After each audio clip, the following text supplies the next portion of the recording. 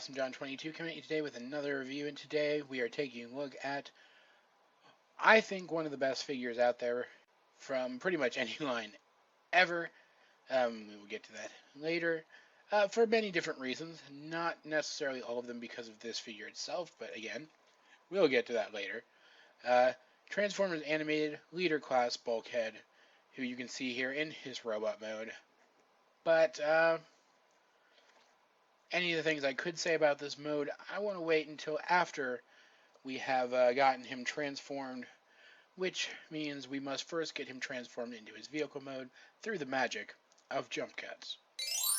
And here we have Transformers Animated Leader Class Bulkhead transformed up into his vehicle mode, and as you can see, just like his robot was clearly kind of an armied up version of his on-screen robot mode, his vehicle mode is just kind of an armied up version of his on-screen vehicle mode, and rolls really well, despite the fact that the wheels can actually sometimes come out of alignment with each other, which is a little annoying.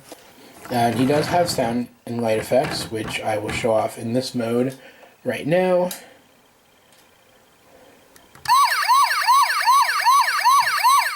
And those do continue on after a few seconds after you take your finger off of this Autobot symbol button here just one more time.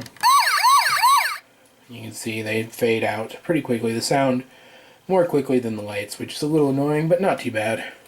There we go. Lights are back to normal. Overall, in terms of detail, you can see molded in door, really cool. Painted on star, really cool gold on these missiles. You do have the clear red plastic for the lights and for the Autobot symbol, as well as a clear plastic here in his, I guess it's his windshield. Yeah, I guess that would have to be his windshield, wouldn't it? It's just kind of odd looking. Great gold paint on all the forward lights, as well as, not silver paint, but this kind of silver flake gray plastic for his front grille. The green's really cool. It looks almost flake, like metal flake too, but it's not quite. It has a sheen to it that isn't due to paint, because this is just the straight up plastic color. He's got all these rivets molded in. Bring it in a little bit so you can see him a little bit better. He even has some silver paint. Yeah, silver paint in his rims there. And overall, pretty cool looking figure in this mode. His little gun turret's up here on the top, which does hide his head. That's why it's there, just so you know. They do move, like so. Excuse me. Up and down on both sides, which is pretty nifty. And now I'm gonna freak out because they're not straight, because I have OCD and I need help. Now, overall, very cool, very dynamic, very large. I don't have any Transformers in vehicle mode prepared to show off the size, but here he is next to a couple of robot mode Voyager class figures. You can see he is quite large next to them. Just a big and bulky vehicle, as you would imagine for a character named Bulkhead.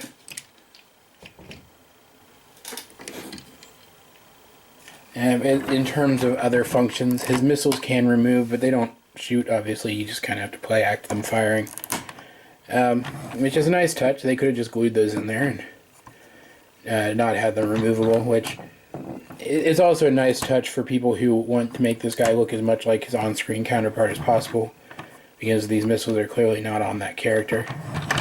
But I do still believe this is the better option for animated Bulkhead, which I will get to that more after the transformation, which begins right now. And he does have a transformation sound gimmick,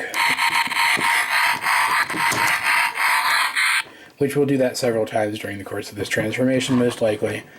I apologize in advance. First, we're going to pop this up, which is kind of difficult. And we're going to split this, which you will almost inevitably pop one or both of these off, but they pop right back in on little friction joints. And just kind of leave them like that for now. And zoom out, I can't zoom out anymore. It's going to be kind of tricky because he's so large. Next, what we're going to do, we're just going to take one finger and or thumb under each side of this just pop it up like so. If now understand, if this guy hasn't been transformed in a while, that can stick very easily and it gets kind of difficult. It did when I was like relearning the transformation in preparation for this video. Just FYI, it's once you get it worked out, it's not that difficult. See, you can see it's just on a different angle now. It's kind of separated from back here. Once you get that it kind of worked loose, it's not that big a deal. Nothing's going to break or anything. Don't worry about that. But just fair warning, it can be kind of difficult if you haven't transformed the figure in a while. Next, what we're actually going to do is we're going to come down to the bottom here. We're going to pop his legs loose. They do clip in via these clips here, via slots on the bottoms of the feet. We are going to pop these down and bring them down into position like so, more or less. Next, we're going to come down here and we are going to pop this section loose. As you can see, there's this green section here which was lowered like so and is now straight down. And what that does is it allows this spring-loaded post to pop up into place. Next, we're going to fold his front two wheels in, and then we're going to lower this down so that it clips onto the end of that post. And that will just lower his, I guess, pelvic area down enough so that it is in the right position. You can already see how this is kind of going. This is lower body, and there's what we have as upper body so far. And it's not that difficult to figure out how this is going to go. So what I like to do next, if I would actually show you, is kind of move these back in a little bit just to get them out of the way. And then take these two panels here, bring them up like so, which exposes what is the inside of his shoulder. Next, I bring this up and just kind of separate these panels like so, so that this is all free. Rotate this around like so, then bring this around and it will clip in like so, and there is one of his arms in place. On the other side, we're just going to do the same thing. We're just going to pop that loose, rotate this, bring this around, clip it in, lower this down, and now both of his arms are in place. And now what we're going to do next, hopefully without popping one of the missiles out, is we are going to rotate these missile assemblies a full 180 degrees so that they are pointing forward once he raises his arm like so. Next, what we're going to do is we're going to come back to the back here. We're going to take the wheels here and fold them up. And we're going to take this whole assembly, slide it up. I'm really astonished that didn't set off the transformation noise, because it has on every other occasion. And then we're going to fold this down, which exposes this little peg slot here, which you can see there is a peg there. Lower this down, peg it in, bring these panels down, and you can see they're actually molded to fit over these hinges on the shoulder assemblies. Next, we're going to come here and just split this back section, which I forgot to mention has a molded in door, and rotate it up to create his kibble. His very famous on-screen kibble, which you can technically use to make a chair for him, but it doesn't quite fold down far enough for it to work, so I don't really count it, because this is obviously the kibble that he uses on the show to transform part of his body into a chair so he can sit down.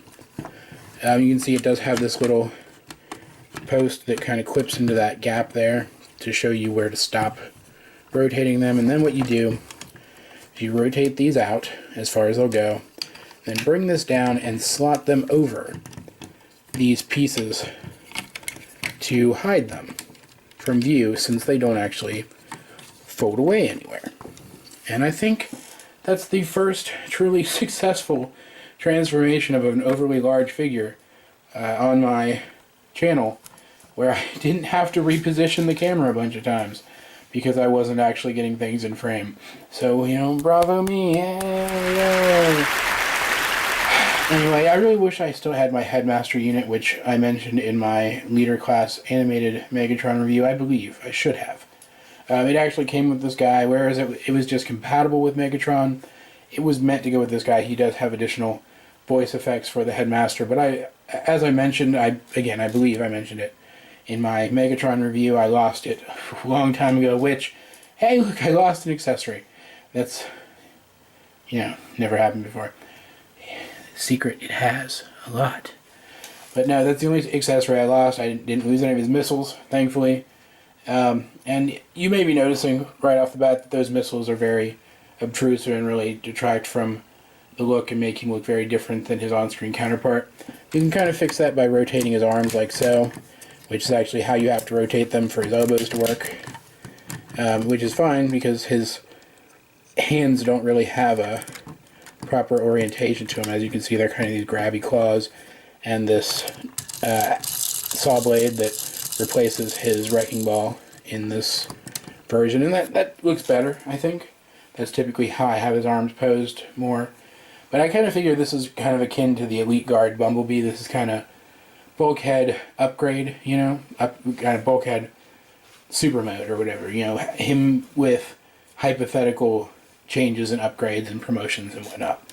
And let's keep adjusting these because my OCD demands it. Overall, despite the differences from the on-screen counterpart, this guy just looks really good. I mean, geez, guys, look at that. It's fantastic. It just screams Bulkhead so much. And he does have different lights and sounds in this mode than he did in the other ones, so let's go ahead and take a look at those. Time for the big guns! You can do it, buddy. Sorry, my bad. I'm not sure, that might be all. One more, let's see. Time for the big guns! Yeah, so that's all of them, just the 3 voice clips, and they are voice clips straight from the show. You can see the lights are pretty cool. I mean, with the lights off like this, You can do it, buddy. you can really clearly see where the LEDs are, and they're showing through the plastic here rather than just shining through his optics, which is a little annoying. For the most part, it's not bad. Now we've got our lights back. Yeah, there's not a whole lot more to say about this guy. He looks really great. Transformation's a lot of fun. It's not overly complicated or overly simple. He's really dusty on the inside of that panel, so please just ignore that. You already saw his elbow articulation, and you saw he clearly has bicep swivel up and down at the shoulder, and full 360 at the shoulder as well. Though I would have to move this cable to do it, and I just don't want to deal with that with my horrible OCD that I'm just going to keep complaining about because I can. In terms of his legs, he has mostly a full range of motion, but I mean they're just so short, you're not going to be posing them much. And sadly, due to the nature of the transformation and of the surprisingly unobtrusive electronic gimmick, all things considered, he doesn't have proper head articulation. You can just kind of wiggle it back and forth like this, and it's all spring-loaded and whatnot. And he doesn't have any waist articulation either, but this guy looks dangerous and imposing enough without being all posed up. I don't really think it's that big a deal. Though I will admit, it does bother me a bit. But just like with his Transformers Prime counterpart over here, who you can see is actually surprisingly not that much shorter than him, despite the difference in size class. They're designed to be these big, bulky, static bodyguard-esque bruiser-type characters, so having tons and tons of articulation I don't feel is really necessary in this case. So, I don't know, despite that his articulation is kind of lackluster, I give it a pass. And I feel like, that's really the only thing you guys could do too, because this really is the better version of Bulkhead. I don't have the Voyager class version, but let me put it this way. The Voyager class version of Bulkhead, despite looking more aesthetically like the on-screen counterpart than this guy does, is tiny. It's smaller than some of the animated deluxes. And we will get to this exact problem when I do my review of animated, what was his name, Lugnut, the big purple bruiser guy for the Decepticons, who had the exact same problem. He was a character who flared wide rather than tall when you transformed him. And so, despite the fact that his Voyager class figure was a good size in vehicle mode. Not a great size, he was kind of small, but a good size. His robot mode actually seemed to shrink. He's pretty much the opposite of this guy, as is Bulkhead, Voyager class Bulkhead, which, let me put it this way, I didn't follow Animated, the show, or the toy line immediately after it started being released. I got started on it pretty late. But even if I had, I would have passed up Voyager class Bulkhead for this guy. It's just embarrassing how small they are. And to prove that this guy has a great scale, here he is with his leader, Animated Optimus Prime. And you can see Animated Optimus Prime as a Voyager class is a very large Voyager class. He's one of the larger Voyager class figures, as you can again see next to Bulkhead, who is very much smaller, and it's kind of embarrassing. This guy feels more like an intermediary between a leader class and a Voyager class toy than a straight up Voyager class toy. And Bulkhead, I mean, this is a good scale. Look at that. Despite that he is a full size class larger, he looks in scale with Optimus Prime. He looks like he should be standing here next to Optimus Prime. They look good together. And as I do more animated reviews, I will bring in this guy and this guy to compare with those other figures as size comparisons to show you and kind of reiterate why I feel that this is the better Bulkhead figure. It works so much better in the grand scheme of the toy line that I can overlook the arm panels, and I can overlook the different weapon and the military insignia and the rivets and the things that are different. I can overlook that because he looks so good with everybody else. And so if you are a fan of Animated, maybe you didn't pick up a lot of the toys, maybe you're just getting into the series now and want to go back and remedy the situation, this is the Bulkhead I would be looking for. He is worlds above the other one, and now I kind of wish I did own the other one so I could show that off. But you're going to have to take my word for it this time, guys. This is just the better option. So go with him if at all possible. Unless you're super worried about him being in scale with Lugnut, because while Bulkhead was a popular enough figure to warrant a size class upgrade, Lugnut sadly wasn't. So we are stuck with his severely undersized Voyager class version, and therefore you can't get any good dynamic action scenes between Bulkhead and Lugnut if you use this Bulkhead. So if that's a concern, go with your own judgment. But overall, I would say this Bulkhead is definitely worth a pickup, even today. Absolutely outstanding figure, with a couple of minor flaws that don't bother me because of how good he is otherwise, which tends to be the norm for the Transformers animated line. So it's really not much of a surprise. But guys, that's really it for this review. I hope you enjoyed it, because I certainly enjoyed making it. It would really help me out if you would like and subscribe and leave a comment down below if you feel so inclined. In the description down below, you'll find links to all the stuff I'm working on right now. Please check that out, and let me know what you think. This has been AwesomeJohn22, and I will talk to you guys later.